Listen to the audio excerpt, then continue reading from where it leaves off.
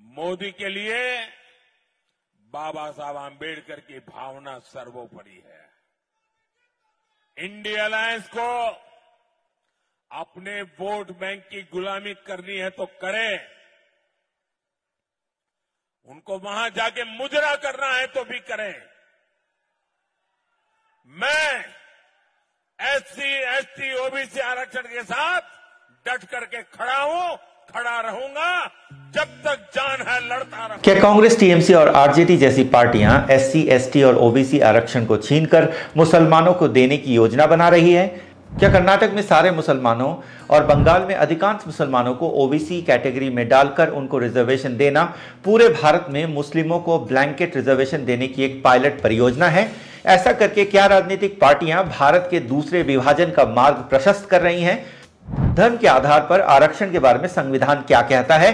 सांप्रदायिक आरक्षण कैसे मनोवैज्ञानिक रूप से देश के विभाजन की नींव रखने वाले कम्युनल इलेक्ट्रेट से जुड़ा है? इस वीडियो में हम इन सभी परेशान करने वाले प्रश्नों के उत्तर खोजने की कोशिश करेंगे। वनक्कम, नमस्कार। मेरा नाम संजय मद्रासी पांडे है और आप आई नेशनल का वीकली शो राष्ट्रम देख रहे हैं। ओबीसी कोटा काटकर मुसलमानों को आरक्षण देने का विवादास्पद मुद्दा इस चुनावी मौसम में काफी चर्चा में है। प्रधानमंत्री नरेंद्र मोदी अपनी रैलियों में कांग्रेस को ओबीसी का सबसे बड़ा दुश्मन बताते हुए कांग्रेस पर एससी, एसटी और ओबीसी के आरक्षण छीनने और उसे अपने वोट बैंक को गिफ्ट करने का आरोप लगाते आ रहे हैं। फिर भी अगर किसी को कांग्रेस और इंडिया अलायंस का ओबीसी कोटा काटने के इरादे के बारे में कोई संदेह बचा था तो राजद प्रमुख लालू यादव की मुस्लिम आरक्षण के मुद्दे पर टिप्पणी और ममता बनर्जी का मुस्लिम रिजर्वेशन पर कोलकाता हाई कोर्ट के आदेश की नाफरमानी की घोषणा इसे पूरी तरह से स्पष्ट कर देता है। ममता ने एचसी के आदेश पर टिप्पणी करते हुए कहा, कोर्ट में हर कोई बुरा नहीं है। मैं न्यायपालिका का सम्मान करती हूँ, लेकिन जिस न्यायाधीश ने पश्चिम बंगाल के ओबीसी आरक्षण से मुसलमानों को हटाने का आदेश पारित किया, मैं उनके आदेश को स्वीकार नहीं करूंगी। मैं कभी भी आदेश को स्वीकार नहीं करूंगी। बंगाल में मुस्लिम ओबीसी आरक्षण जारी रहेगा। अगर जरूरत पड़ी तो मैं सुप्रीम कोर्ट जाऊंगी। अब सुनिए लालू यादव ने मुस्लिम रिजर्वेशन पर क्या कहा। कह रहे हैं कि मुसलमानों को हम लोग आरक्षण दे रहे हैं, ओबीसी का लेकर मुसलमानों को दे रहे हैं। रिजर्वेशन तो मिलना चाहिए मुसलमानों को। हो रहा चलिए। इन बयानों को सुनने के बाद आपको भी ये शायद पता चल गया होगा कि दिन रात भारत के संविधान की रक्षा की कस्में खाने वाला इंडिया अलायंस खुद ही कॉन्स्टिट्यूशन के प्रावधानों की धज्जियां उड़ाने में लगा है। यहाँ तक कि राष्ट्रीय पिछड़ा वर्ग आयोग एनसीबीसी ने भी कर्नाटक सरकार के मुसलमानों को पूरा रिजर्वेशन देने के कदम की आलोचना करते हुए इसे सामाजिक न्याय के सिद्धांत को कमजोर करने वाला कहा है। एनसीबीसी ने अंडरलाइन किया है, socially and educationally backward communities can not be treated at par with an entire religion. ठीक इसी तर्ज पर बंगाल में भी मुस्लिम आरक्षण का खेला हो रहा था, जिसको पिछले साल एनसीबीसी ने एक्सपोज किया और इस विसंगति की जांच शुरू की।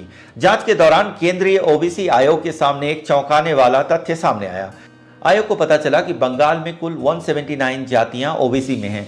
179 ओबीसी जातियों की पूरी सूची जब केंद्रीय ओबीसी आयोग ने देखा तो पता चला कि सूबे के कुल 118 जातियां मुस्लिम ओबीसी से हैं, जबकि लिस्ट में हिंदू ओबीसी की संख्या महज 61 है। जब आयोग ने जानना चाहा कि मुस्लिम ओबीसी जातियों को तय करने का आधार क्या है तो पता चला कि बंगाल में कार्यरत सीआरआई जातिगत सर्वे करके राज्य के ओबीसी कमीशन को देता है और ओबीसी कमीशन ही सरकार को यह लिस्ट देती है। जब आयोग ने जानना चाहा कि राज्य में जाति तय करने का मानक के आधार क्या रखा गया है तो पता चला व्यक्ति के व्यवसाय को देखकर उसकी जाति तय कर दी गई है, न कि उसके पूर्वजों या कुल खानदान के आधार पर। मुस्लिम तुष्टीकरण की इस मैड रेस में कर्नाटक, तेलंगाना, आंध्र प्रदेश, तमिलनाडु और केरल जैसे कई और राज्य भी शामिल हो गए हैं।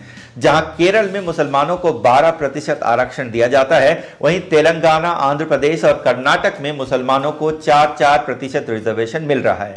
जबकि तमिलनाडु की डीएमके सरकार ने मुस्लिम वोट बैंक को खुश करने के लिए उन्हें 3.5% आरक्षण दे रखा है। आपको अचरज हो रहा होगा कि क्यों ये गैर भाजपा सरकारें मुसलमानों को कोटा देने पर आमादा हैं। मुस्लिम रिजर्वेशन एक कम्युनल रिजर्वेशन है जो मनोवैज्ञानिक रूप से कम्युनल इलेक्ट्रेट से जुड़ा है, जिसके कारण देश को विभाजन का दंश झेलना पड़ा था। चलिए आपको भारत की आजादी से पहले 1909 में लिए चलते हैं, जब अंग्रेजों ने हमारे समाज में सांप्रदायिक आरक्षण का बिस्बेल पहली बार बोया था। तब अंग्रेजों ने तर्क दिया था कि पूर्व में भारत पर शासन करने वाला अल्पसंख्यक समाज आधुनिक शिक्षा को स्वीकार नहीं करने के कारण उसके अधीनस्थ हिंदू प्रजा से बहुत पीछे रह गए हैं, अतः उन्हें जितनी आबादी उतना रिजर्वेशन मिलना चाहिए। अखंड भारत में मुसलमानों की जनसंख्या देश की कुल पॉपुलेशन की 25% थी, इसलिए अंग्रेजों ने उन्हें चुनावों के आरक्षित सीट देने और इंडियन सिविल सर्विसेज की नौकरियों में 25% कोटा देने का प्रावधान बनाया था। अब आप ही बताइए, क्या आपको अंग्रेजों के 100 साल पहले की तुष्टीकरण की नीति और वर्तमान में कांग्रेस, लेफ्ट, डीएमके, आरजेडी और टीएमसी जैसी तथाकथित सेक्युलर पार्टियों के इरादों में कोई फर्क दिखता है? अंग्रेजों के कम्युनल रिजर्वेशन का उद्देश्य अविभाजित भारत में आबादी का 25% मुसलमानों का समर्थन हासिल करके ब्रिटिश शासन को कायम रखना था। कम्युनल रिजर्वेशन के कारण मुस्लिम वोटर्स वोट जिहाद की राह पर चल पड़े। इन कम्युनल इलेक्ट्रेट्स में धर्म के आधार पर वोटिंग हुई और अपीजमेंट पॉलिटिक्स के कारण 1947 में भारत का विभाजन हुआ। धर्म के आधार पर विभाजन का दंश झेलने के केवल 13 दिन बाद 28 अगस्त 1947 को पाकिस्तान के लिए वोट करने वाले मुस्लिम लीग के सदस्य जो भारत में रह गए थे, उन्होंने कांग्रेस के मुस्लिम सदस्यों के साथ मिलकर मुसलमानों के लिए फिर से रिजर्व निर्वाचन क्षेत्रों की मांग शुरू कर दी। भारत के पहले और तत्कालीन गृह मंत्री सरदार वल्लभ भाई पटेल ने धार्मिक आधार पर भारत के विभाजन के बाद भी धर्म आधारित आरक्षण की मांग करने वालों को खूब खरी खोटी सुनाई थी। कांग्रेस नेता सैयद नजीरुद्दीन ने सांकेतिक रूप से धमकी देते हुए कहा, हिंदू बड़े भाई हैं और मुसलमान छोटे भाई हैं। अगर बड़ा भाई छोटे भाई बहनों की मांगों को पूरा करता है तो उन्हें बदले में निश्चित रूप से उनका प्यार मिलेगा, अन्यथा आप हमारे प्यार से वंचित हो जाएंगे। इस बेल थ्रेट पर प्रतिक्रिया देते हुए सरदार पटेल ने कहा, आपके शब्द शुगर कोटेड हैं, लेकिन इसमें जहर का एक अंश भी मिश्रित है। मैं छोटे भाइयों के प्यार से रहित होने के लिए तैयार हूं। हमने आपके प्यार को पहले भी देखा है, अब आपको अपना रवैया बदलना चाहिए, अन्यथा बड़े भाई को आपकी मांगों को पूरा करने के लिए अपनी जान दे देनी पड़ सकती है। पटेल ने आगे कहा, सिर्फ खोखले आश्वासन काम नहीं करेंगे, आपको अपनी मानसिकता बदलने की जरूरत है। आप पाकिस्तान के रूप में जो चाहते थे वह आपको पहले ही मिल चुका है। पाकिस्तान के लोग नहीं बल्कि आप पाकिस्तान बनाने के लिए जिम्मेदार थे। आपने पाकिस्तान आंदोलन का नेतृत्व किया। अब आपकी मंशा क्या है हम इसे भली भांति जानते हैं। हम इस देश का एक और विभाजन नहीं चाहते हैं। जो पाकिस्तान चाहते थे उन्हें मिल गया, और आप में से जो अभी भी पाकिस्तान के लिए तरस रहे हैं वे वहां जा सकते हैं और शांति से रह सकते हैं। अब आप समझ गए होंगे कि पाकिस्तान चले जाओ या गो टू पाकिस्तान का नारा भाजपा या आरएसएस ने नहीं बल्कि लौह पुरुष सरदार वल्लभ भाई पटेल ने दिया था। आजाद भारत में मुस्लिम रिजर्वेशन देने वाला पहला राज्य कर्नाटक है और इस प्रोसेस को शुरू करने वाली पार्टी कांग्रेस। लेकिन क्या आपको पता है कि आजादी के बाद 1950 में तत्कालीन प्रधानमंत्री जवाहरलाल नेहरू ने पाकिस्तान के प्रधानमंत्री लियाकत अली खान के दबाव में आकर एक बार फिर से भारत में मुसलमानों के लिए रिजर्व विधानसभा और लोकसभा सीटों के प्रावधान को मान लिया था। नेहरू के कैबिनेट में मंत्री रहे एनवी गाडगिल ने अपनी आत्मकथा गवर्नमेंट फ्रॉम इनसाइड में इस घटना का वर्णन किया है। लियाकत अली मार्च 1950 में दिल्ली आए, नेहरू के साथ चर्चा की और एक सुबह 10 बजे नेहरू ने कैबिनेट के सामने उनके साथ अपने समझौते का मसौदा रखा।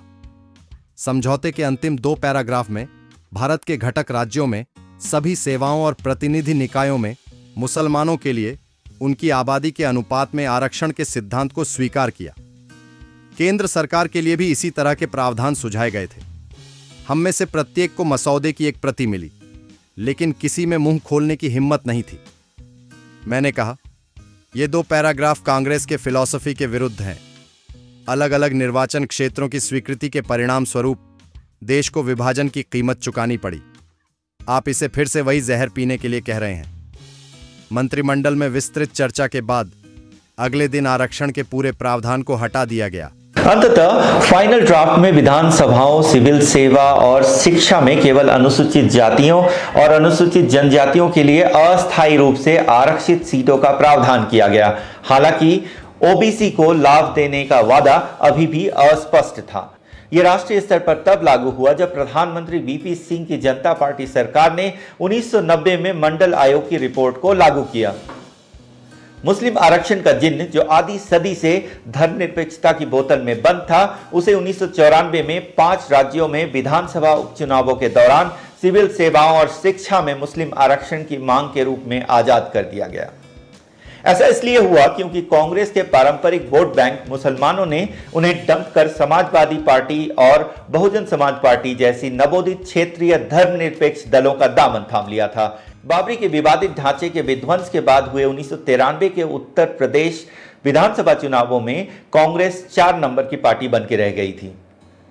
1989 के बाद से केंद्र और राज्य के चुनावों में विवादित बाबरी ढांचा का ताला खोलने और 1992 में इसे ध्वस्त करने के बाद से निरंतर हार झेल रही कांग्रेस येन केन प्रकारेण अपने वोट बैंक को वापस जीतने को बेताब थी।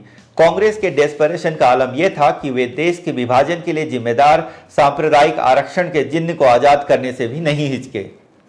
कांग्रेस नेतृत्व के मौन समर्थन से जनता दल के सांसद सैयद शहाबुद्दीन, एएमयू के पूर्व वीसी सैयद हामिद, मुस्लिम लीग के नेता सैयद इब्राहिम सुलेमान सेठ और एआईएमआईएम के उपाध्यक्ष मौलाना मोहम्मद शफी ने मुसलमानों की शिक्षा और रोजगार को बढ़ावा देने के लिए एक संगठन की स्थापना की। इसके बाद 9 अक्टूबर 1994 को दिल्ली में मुस्लिम आरक्षण पर एक सम्मेलन बुलाया गया।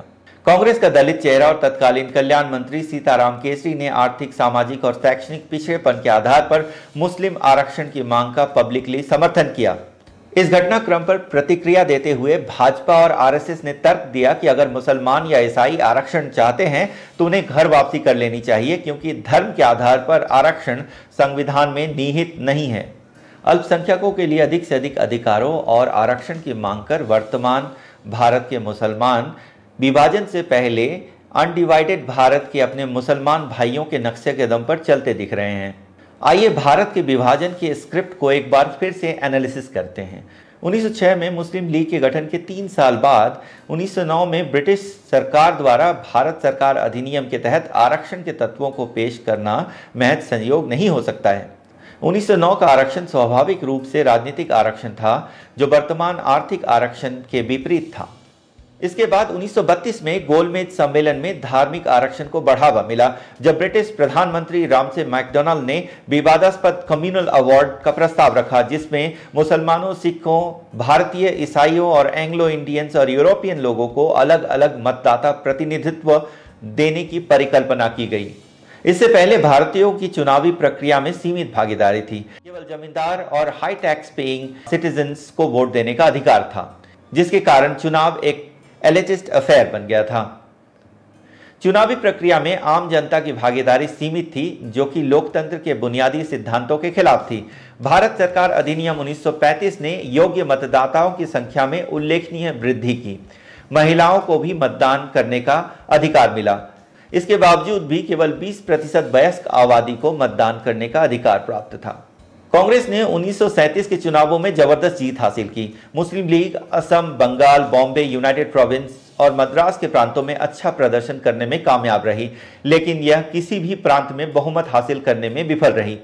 बंगाल और उत्तर प्रदेश के प्रांतों ने सबसे अधिक संख्या में मुस्लिम लीग के सदस्यों को चुना। सबसे चौंकाने वाले परिणाम पंजाब से आए, जहां लीग को केवल 1 सीट जीतने में सफलता मिली। 1937 के हार के बाद अपने पॉलिटिकल रेलेवेंस को जिंदा रखने के लिए मुस्लिम लीग ने अलग मुस्लिम राष्ट्र का राग अलापना शुरू किया। यह किसी आश्चर्य से कम नहीं है कि 1937 में लगभग विफल रही मुस्लिम लीग 1946 आते आते कैसे पार्टीशन का मेन प्रोटैगनिस्ट बन गया।